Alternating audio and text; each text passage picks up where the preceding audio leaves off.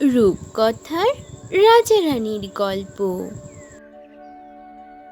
পর্ব ৩।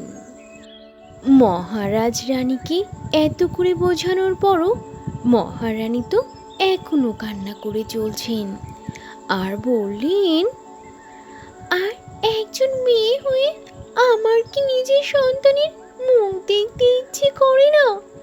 মহারাজ, আপনিই বলুন, আমি কি কোনোদিনই মা হতে পারবো না? রানীর মুখে এসব কথা শুনে তো মহারাজের খুব খারাপ লাগে, আর তিনি তখন বলেন, আরে আমার প্রিয় রানী, এসব কি বলছো তুমি? তোমার কি মনে হয় আমার কি বাবা ডাক শুনতে একদমই ইচ্ছে করে না? আর তাছাড়া আমার মৃত্যুর পর এই রাজ্যের সিংহাসনে কে বসবে? এইসব নিয়ে তো আমি নিজেও খুবই চিন্তিত আছি। আরে প্রিয় রানী, কিন্তু এইসব চিন্তা ভাবনা করে আমরা কি করব বলো? যদি আমাদের সৃষ্টিকর্তা আমাদের মনের আকুতি না শোনেন, তাহলে আমাদের কি বা করার আছে?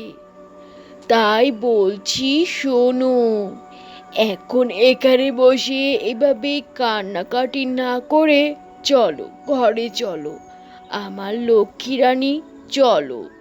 দেখবে একদিন না একদিন সৃষ্টিকর্তা সব কিছু ঠিক করে দেবেন, আর তিনি নিশ্চয়ই আমাদের মনের দুঃখ কষ্ট দূর করে দেবেন।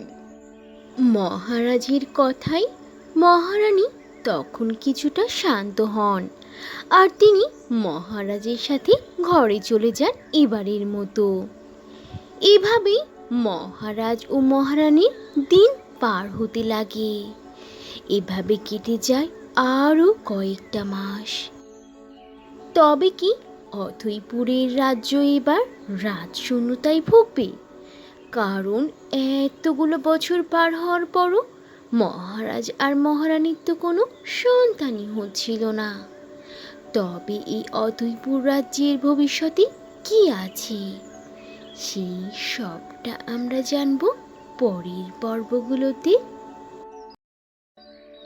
তো বন্ধুরা, এই ছিল আজকের গল্প। গল্পটি থেকে কী শিক্ষা পেলে তা অবশ্যই কমেন্ট করে জানাবে, আর ভালো লেগে থাকলে একটা লাইক করে দেবে। আর এখনো যদি চ্যানেলটি সাবস্ক্রাইব না করে থাকো, তাহলে এখনই লাল রঙের বাটনটি চেপে চ্যানেলটিকে সাবস্ক্রাইব করে দাও, আর অল দিয়ে নোটিফিকেশন প্রেস করে রাখো। তাহলে বন্ধুরা, আজ এখানেই শেষ করছি। আবার দেখা হবে নতুন কোনো ভিডিওতে, নতুন কোনো গল্প নিয়ে। সে পর্যন্ত তোমরা সবাই ভালো থাকবে আর নিজেদের প্রতি খেয়াল রাখবে। আল্লাহ হাফিজ।